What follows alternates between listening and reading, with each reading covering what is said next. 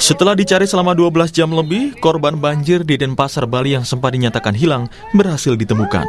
Pencarian dilakukan dengan cara membongkar sisa bangunan ruko yang sebelumnya roboh akibat tersapu arus banjir. Korban ditemukan tertimbun beton reruntuhan dalam kondisi tewas. Upaya kami dari pagi hari sudah menemukan hasil pada malam hari ini. Ditemukan dengan cara manual, dengan melaksanakan patroli sepanjang sungai, kemudian akhirnya ditemukan di sekitar kurang lebih dari tempat peristiwa itu kurang lebih dari hanya kemarin sore kurang lebih 50 meter saja. Tidak hanya itu, seorang pedagang di Gianyar, Bali juga ditemukan tewas di rumpun bambu tepi sungai. Sebelumnya, korban dilaporkan hilang terseret banjir ketika melintas di Jalan Raya Pasekan, Batu Bulan, Gianyar pada Rabu pagi. Kepala BNPB Lejen Suaryanto saat mengunjungi posko pengungsian bilang 14 orang tewas akibat bencana banjir di Bali. Dalam status tanggap darurat, BNPB fokus mencari korban hilang dan melakukan pembersihan material banjir. Yang meninggal per hari ini jadi 14. Pak, itu seluruh Bali, Pak, ya? Seluruh Bali 14 orang. Ya. Ada yang masih dicari, Pak? Ini ada 2 orang yang masih dicari. Ya. Itu hari ini bisa selesai. Ya, kita nggak ngerti yang di mana, ya mudah-mudahan di sekitaran Pasar Badung itu. Ya. Itu di mana, Pak? Pemukiman. Ya, kayak tadi malam kan ada 3 itu prediksi katanya ketarik di bawah, berarti dicari ketemu. Puluhan warga juga terpaksa masih bertahan di pengungsian, terutama wanita dan anak-anak. Selain kebutuhan pokok, mereka juga mengaku membutuhkan keperluan bayi. Banjir besar yang terjadi di Bali ini juga mengganggu kegiatan belajar mengajar di sekolah. Di Desa Pangambengan, Kabupaten Jembrana, Bali, 2 sekolah terendam banjir. Pihak sekolah pun mengubah sistem pembelajaran menjadi secara daring untuk kelas 1 hingga 3. Sementara kelas 4 hingga 6 diminta membantu membersihkan kelas dan menyelamatkan buku di kelas yang tergenang banjir. Proses belajar mengajar terkait hari Kamis ini tanggal 11 September kelas rendah, kelas 1 sampai kelas 3 kami berikan pembelajaran daring di rumah. Untuk kelas 4 5 6-nya kemarin kemarin malam saya infokan di grup untuk membantu evakuasi buku-buku yang ada di kelas. Menteri Lingkungan Hidup dan Kehutanan Hanif Faisal Nurrofik menyoroti sejumlah alih fungsi lahan dan sampah yang diduga menjadi penyebab banjir besar di Bali. Hanif menyebut telah mengingatkan Gubernur Bali, Iwayan Koster, agar menjaga kelestarian bentang alam dan tidak gegabah mengizinkan pembangunan baru. Selain itu, apakah landscape-nya juga terganggu? Minggu kemarin Pak Gubernur ada datang ke kantor, saya sudah ingatkan bahwa agar mempertahankan keberadaan lereng dan sawah-sawah, jangan digunakan lagi untuk bangunan-bangunan, karena mengingatkan jumlah wisatawannya semakin meningkat.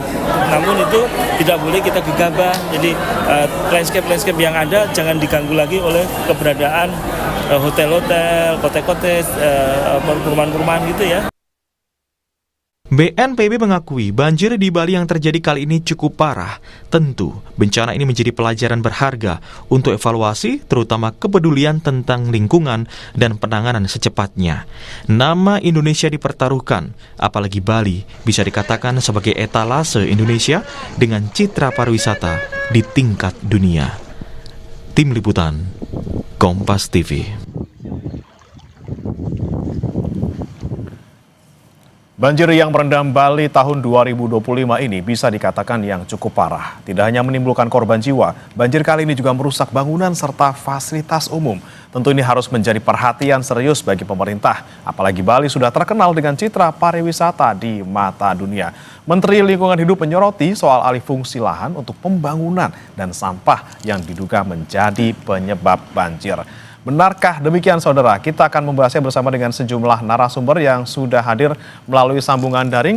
Sudah ada Made Krisna Dinata, Direktur Eksekutif Wahana Lingkungan Hidup atau WALHI Bali. Kemudian ada Inengah Senantare, anggota DPR RI fraksi Nasdem Dapil Bali, dan juga Abdul Muhari, Kapus Datinkom Kebencanaan BNPB.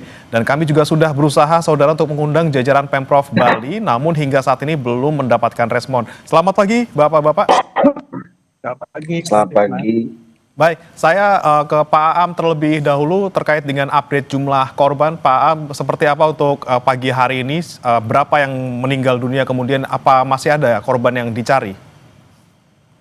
Baik, per pagi ini data yang kami rekap tadi malam pukul 22.00 waktu Indonesia Tengah, itu untuk korban jiwa yang sudah ditemukan jasadnya oleh tim SAR di lapangan berjumlah 18 orang, dan masih ada 2 orang yang dalam pencarian atas nama Ibu Made Suwitri dan Bapak Amin Suwandi. Jadi masih ada 2 orang yang akan dilanjutkan proses pencarian oleh tim SAR di hari ini.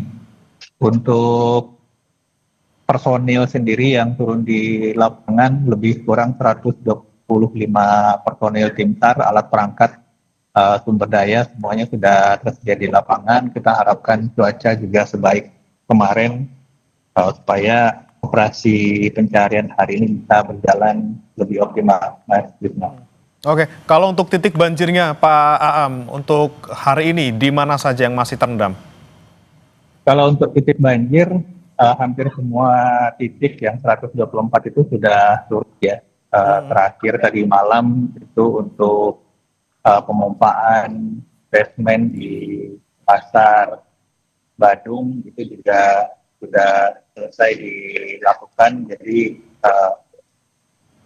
mengikuti tren cuaca yang oleh prediksi BMKG disebutkan sampai seminggu ke depan insya Allah akan cerah. Ini membuat pekerjaan tim di lapangan baik itu SAR maupun upaya pembersihan daerah-daerah terdampak. Khusus untuk pembersihan ini ada 3 SSK personil TNI sekitar 300-400 orang yang membantu masyarakat di lapangan untuk operasi pembersihan ini bisa berjalan optimal karena dukungan cuaca juga sudah lebih baik. Oke, baik. Kemudian kalau sudah semuanya dikatakan surut seperti itu Pak Aam, untuk pengungsi apakah mereka sudah kembali semua ke rumah masing-masing atau masih ada titik pengungsian yang masih dipadati oleh pengungsi saat ini? Untuk titik pengungsian, sebagian besar masyarakat sudah kembali ke rumah masing-masing. Jadi kemarin pagi kami bersama Kepala BNPB meninjau beberapa titik pengungsian di Denpasar, di Banjaruduk, dan Tepati. Itu setengah dari pengungsi yang sebelumnya ada di titik tersebut sudah kembali ke rumah masing-masing, dan memang pengungsian ini kita arahkan cuma maksimal 3 hingga 4 kali 24 jam, sehingga masyarakat kita harapkan bisa kembali ke rumah masing-masing seiring dengan cuaca sudah baik, kemudian air sudah surut, supaya kemudian ekonomi serta. Oke, baik. Sebelum saya ke narasumber lainnya, Pak Aam, saya ingin tanyakan terkait dengan titik banjir yang ada di Bali. Ini kan tadi Anda katakan ada sekitar 124. Nah, ini apakah memang semua dari 124 titik ini ada di daerah aliran Sungai Badung atau Tukat Badung?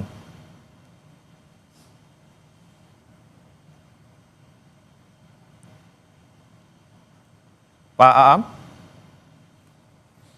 Oke. Baik, kita akan nanti coba tanyakan lagi ke Pak Aam. Saya mau ke Bli Krisna terlebih dahulu. Bli, terkait dengan penyebab banjir yang terjadi di Bali. Ini kan dari pihak pemerintah Provinsi Bali, khususnya Gubernur Bali, bilang ini bukan karena alih fungsi lahan. Kalau Anda melihatnya seperti apa, Bli Krisna? Ya, menanggapi banjir tahun ini, bukan sebenarnya kami populasi. Jadi Bali ini adalah sebuah pulau yang sejauh dan lagi dari lingkungan Bali ini bertahan sebentar. Ya, Bli Krisna, mohon maaf untuk audionya masih kurang jelas, Bli Krisna. Mungkin coba diperbaiki oleh tim terlebih dahulu, Bli Krisna. Sebelum ke Anda lagi, nanti saya ke Pak Nengah dulu. Pak Nengah, Anda melihatnya apakah juga satu pendapat mungkin dengan pemerintah Provinsi Bali yang melihat bahwa penyebab dari banjir Bali ini ya bukan karena alih fungsi lahan? Baik, terima kasih. Pertama, saya sebagai anggota DPR RI Dapil Bali mengucapkan bela sungkawa yang sedalam-dalamnya untuk keluarga korban yang terupdate pada saat ini itu hampir 18 orang meninggal dunia. Semoga almarhum dan almarhumah mendapat tempat terbaik di sisinya. Dan keluarga tentu tabah menerima cobaan ini. Nah, banjir di Bali ini memunculkan beberapa kerugian.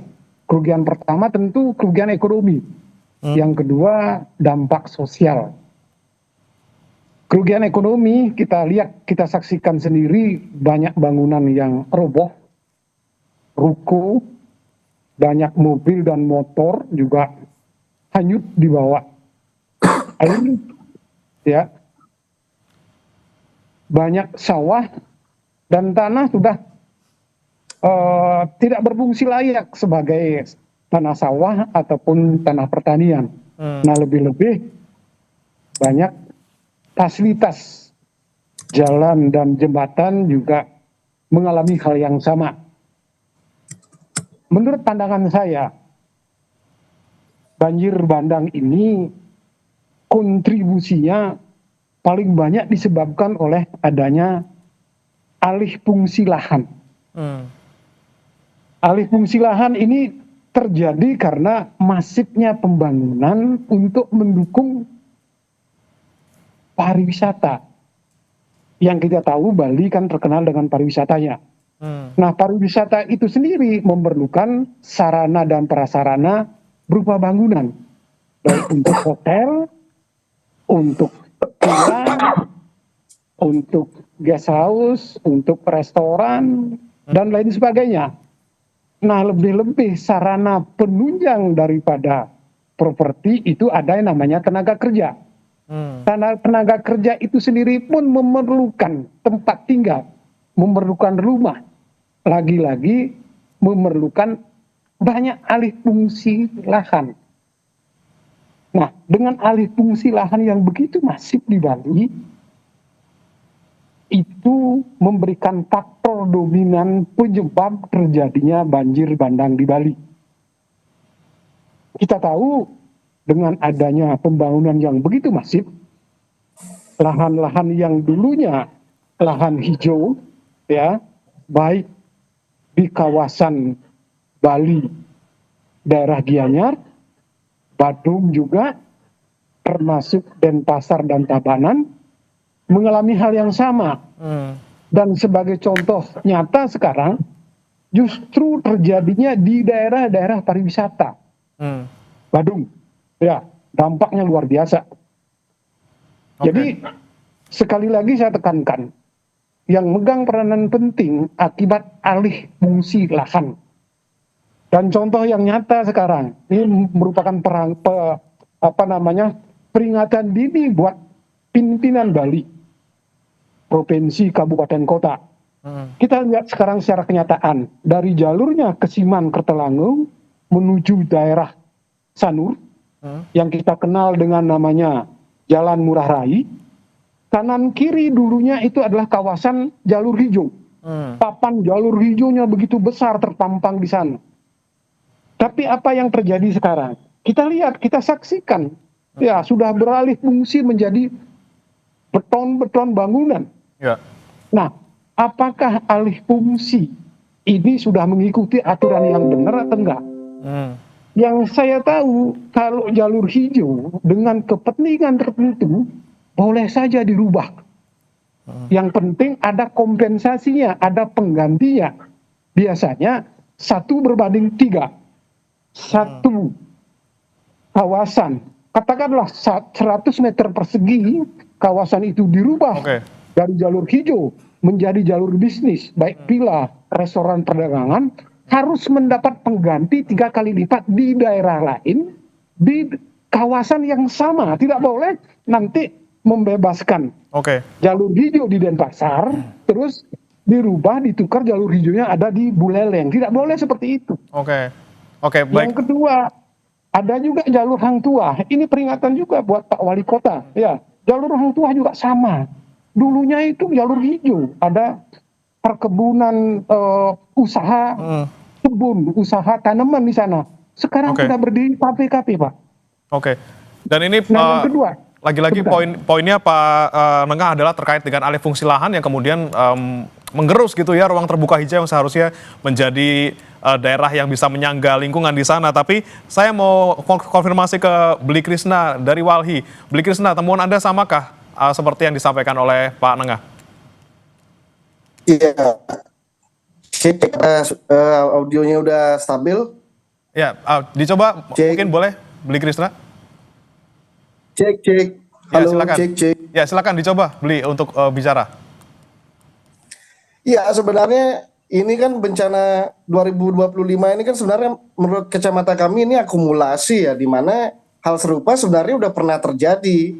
Yang pertama itu 2021, yang kedua 2022, yang dimana dalam catatan kami itu hampir semua kabupaten juga tertimpa bencana, baik itu banjir dan juga longsor. Dan hari ini itu yang dimana hujan yang hanya sehari itu mampu memporak-porandakan satu kawasan yang sangat krusial namanya dan pasar kayak itu. Dan tentu dalam kacamata kami faktor pertama itu adalah alih fungsi lahan. Jadi degradasi lingkungan yang ditandai dengan alih fungsi lahan itu kan khususnya kita menyoroti banyaknya lahan pertanian yang beralih fungsi jadi bangunan gitu ya. Kita meng-capture sebuah kawasan yakni kawasan Sarbagita namanya kalau di Bali. Itu Denpasar, Badung, Gianyar, dan Tabanan. Kenapa kita sorot ini? Ini adalah tempat memang tingkat pembangunannya atau tekanan pembangunannya itu sangat tinggi. Bahkan kalau dalam beberapa temuan kami yang kami komparasikan dalam berbagai dokumen resmi dan juga jurnal penelitian, itu kota Denpasar itu mengalami penurunan luasan kawasan sawah itu sebanyak 784 hektar. 6,23% dari luas wilayahnya. Punten, Bli Krishna, diulangi untuk datanya tadi kurang jelas. Datanya untuk di Denpasar berkurang berapa? Di Denpasar kurang 184,67 hektar. 187 hektar. 784 hektar. Oke, itu berapa persen, Bli Krishna? 84 hektar. Dalam rentang 2018 hingga 2023. Dan untuk Kabupaten Bali sendiri, itu 1.900 hektar. Kabupaten Gianyar 1.276,97 hektar. Serta lahan terbesar ada di Kabupaten Tabanan itu seluas 2.676,61 hektar. Oke. Kemudian kita menyoroti terkait dengan alih fungsi lahan ini, utamanya lahan pertanian sawah menjadi bangunan. Apa? Sebenarnya sawah itu juga salah satu kesatuan ekosistem yang untuk membantu sistem hidrologis alami di Bali. Oke. Saya kutip surat pakar yang mengatakan bahwa hektar sawah itu mampu menampung 3.000 ton air. Tinggi air itu 7 cm. Oke. Nah, hasil ketika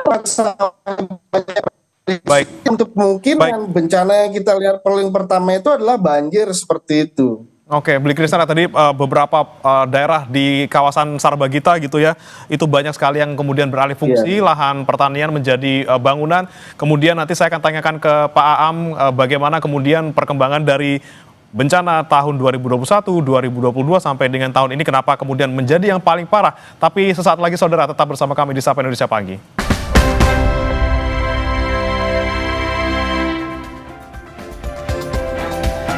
Kembali di Sapa Indonesia Pagi, saudara, kita masih membahas terkait dengan penyebab banjir di Bali yang begitu parah di kali ini. Dan masih bersama kami saudara Kapus Datinkom Kebencanaan BNPB Pak Abdul Muhari, kemudian Direktur Eksekutif Walhi Bali Bli Krishna, dan juga ada Pak Nengah dari DPR RI. Saya ke Pak Aam. Pak Aam, tadi disebutkan oleh Bli Krishna terkait dengan banjir ini kan sudah berkali-kali terjadi tentu di Bali, ada di 2021, kemudian 2022, dan di 2025 ini yang paling parah gitu ya, paling tidak selama 10 tahun terakhir juga.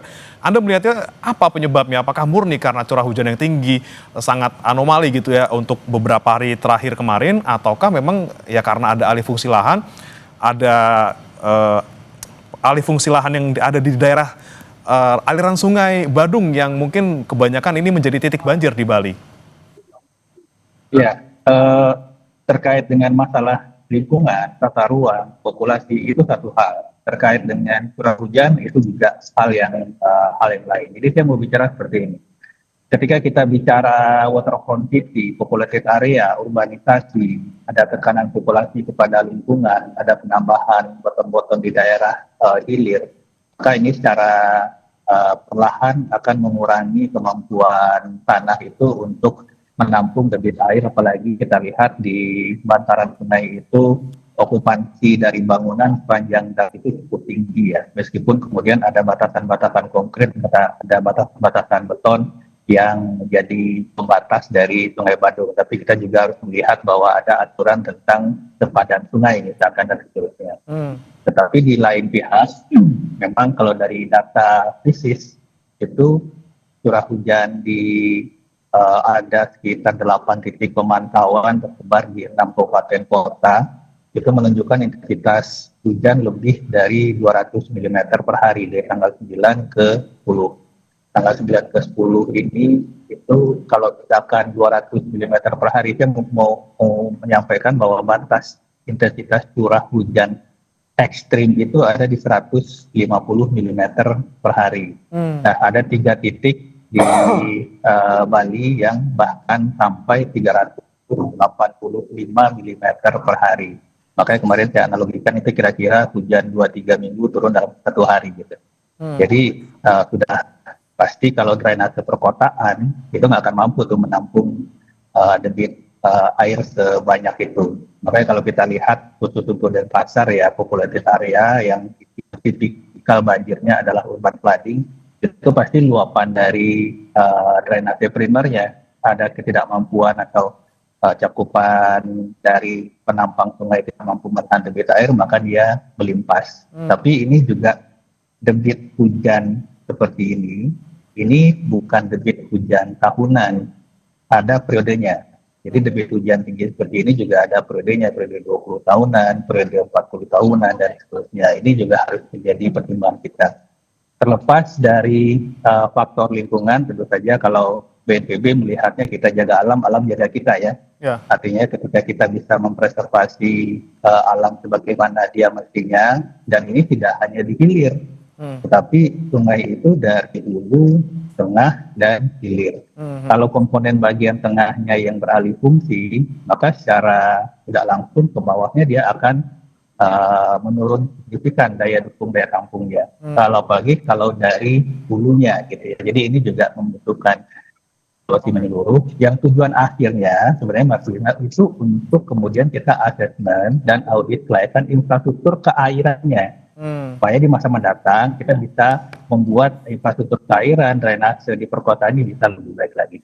Oke, baik. Saya ke Bli Krisna. Bli Krisna, Anda tadi menyampaikan bahwa ada alih fungsi lahan yang luar biasa di daerah Sarbagita. Kemudian tadi juga Pak Aam bilang terkait dengan bagaimana kemudian menjaga aliran sungai, terutama nih Sungai Badung yang kemarin menjadi salah satu titik banjir yang parah seperti itu. Anda melihat kerusakannya seperti apa dari hulu ke hilir misalnya, ada catatan ataupun datakah? Dan bagaimana dengan sampah, Bli Krisna? Karena juga Menteri Lingkungan Hidup menyoroti adanya faktor sampah di banjir kali ini. Cek. Ya, terkait Das Badung sendiri memang dalam beberapa informasi dan juga penelitian kita cek, itu juga sangat mengalami penurunan kualitas yang bisa dibilang drastis ya akibat tekanan pembangunan. Sama seperti dikatakan tadi terkait dengan sepadan sungai gitu. Jadi sepadan sungainya di sana hampir rata-rata terokupasi.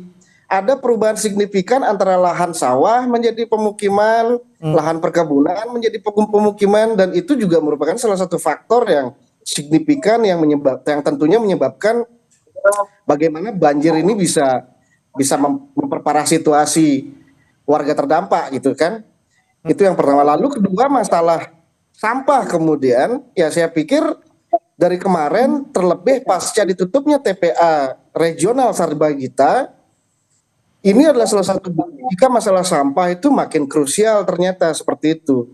Yang dimana ini adalah dampak turunan dari gagalnya tata kelola lingkungan itu di Bali, yang menyebabkan kita dipertemukan oleh salah satu momentum yang hari ini bernama banjir pada 10 September ini seperti itu. Jadi ini merupakan salah satu kritik nyata sebenarnya dari alam kepada kepentingan pemangku pemerintahan, yang dimana Bali mesti tegas dalam penerapan tata ruang.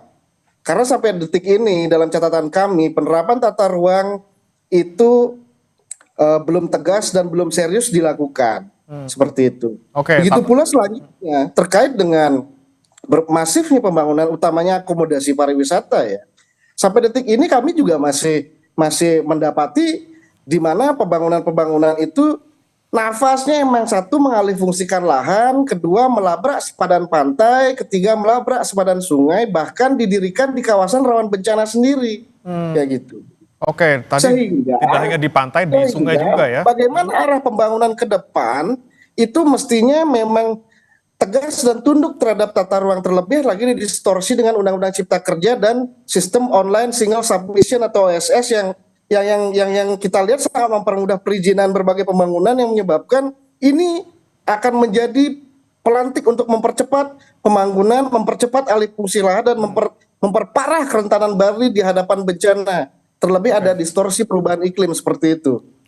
Bagaimana nih Pak Nengah terkait dengan mungkin semakin mudah izin didapatkan, kemudian juga ada dalam tanda kutip ini nafsu untuk bisa membuat pariwisata semakin maju, manfaat ekonominya semakin besar, tapi lagi-lagi lingkungan yang dikorbankan sampai terjadi banjir.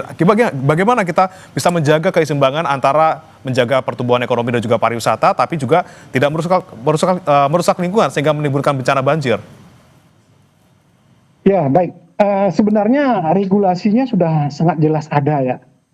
Artinya pada saat kita membuka suatu usaha, katakanlah untuk lahan hotel, lahan villa, lahan restoran ataupun perumahan, itu kooptasi lahannya itu sudah jelas. Hanya boleh dibangun 70%. 30% sisanya digunakan sebagai terbuka hijau. Artinya ada 30%-nya lagi digunakan sebagai sirkulasi udara, sebagai tanah resapan juga di sana. Tapi lagi-lagi karena penyebabnya aturannya tidak diikuti oleh pengawasan yang memadai, sehingga di sana-sini terjadi pelanggaran. Nah, harapan saya tegakkan regulasi yang sudah ada, cukup itu. Adapun tadi saya sependapat tentang sistem perizinan yang online ini, yang dari pusat. Saya sependapat dengan itu. Artinya dengan sistem online dari pusat ini ya memunculkan persoalan baru khususnya di Bali. Di mana-mana terjadi pembangunan tanpa sepengetahuan ya daerah atau penguasa di tempat bersangkutan. Tiba-tiba berdiri bangunan. Padahal yang lebih tahu tentang karakteristik tanah bersangkutan tentu tuan rumahnya. Ini kadang-kadang agak bertentangan dengan pusat. Nah, saya berpesan kepada penguasa, pemangku kepentingan di Bali, khususnya gubernur, wali kota, dan bupati, jangan serta-merta kita tunduk dengan aturan itu. Kita harus punya kemandirian untuk mengelola daerah kita sendiri. Dulu kan kita ada otonomi juga. Itu kita bangkitkan kembali. Karena di pusat tentu tidak tahu apa yang terjadi di Bali. Nah, lagi-lagi saya katakan masalah regulasi tentang ya pengawasan yang kurang memadai yang terjadi. Regulasinya sudah ada, bagaimana kemudian pengawasannya di lapangan supaya ditetapkan ataupun ditaati seperti itu ya, dan bagaimana kemudian pemerintah daerah bisa mandiri untuk bisa lagi-lagi memformulasikan langkah-langkah yang paling efektif untuk daerahnya. Saya mau ke Mas ataupun Bli Krisna, solusi yang Anda tawarkan untuk pemerintah, terutama untuk mengatasi banjir kali ini dan jangan sampai terulang kembali di kemudian hari. Ya, saya dari pariwisata dulu, berbicara terkait pariwisata, sebenarnya Bali ini itu sudah overbuild di Bali Selatan. Bali juga sudah over tourism, gitu. Yang dimana indikatornya itu jelas terjadi banyaknya pembangunan atau alih fungsi lahan, tamu banyak, namun kekacauan juga sangat banyak kita lihat di lapangan seperti kualitas tamu dan lain sebagainya serta timbulan sampah gitu. Sebenarnya melihat dinamika pembangunan pariwisata hari ini yang begitu masif itu, saya pikir kacamata Walhi selalu mengatakan kita ini udah kelebihan kamar, kita udah kelebihan infrastruktur pariwisata dan sudah semestinya ada ketegasan untuk menghentikan. Harusnya udah ada ketegasan untuk memoratorium pembangunan akomodasi pariwisata yang masif di kawasan utamanya Sarbagita gitu, Denpasar, Badung, Gianyar, dan Tabanan. Begitu pula dengan salah satu poin terkait dengan alih fungsi lahan atau perubahan tata guna lahan atau tata guna lingkungan. Terkait dengan regulasi yang ada semata-mata nggak menyentuh substansi kalau menurut catatan kami. Seperti contoh dikatakan tadi koefisien 30%, bla bla bla dan lain sebagainya. Namun sering kita lihat di lapangan koefisien itu nggak menjawab sesuai kebutuhan dengan ekologinya. Perubahan fungsi ekologi aja, kenatipun dia sama-sama hijau, itu belum tentu memiliki fungsi dan peran yang sama di suatu tapak, di suatu kawasan gitu.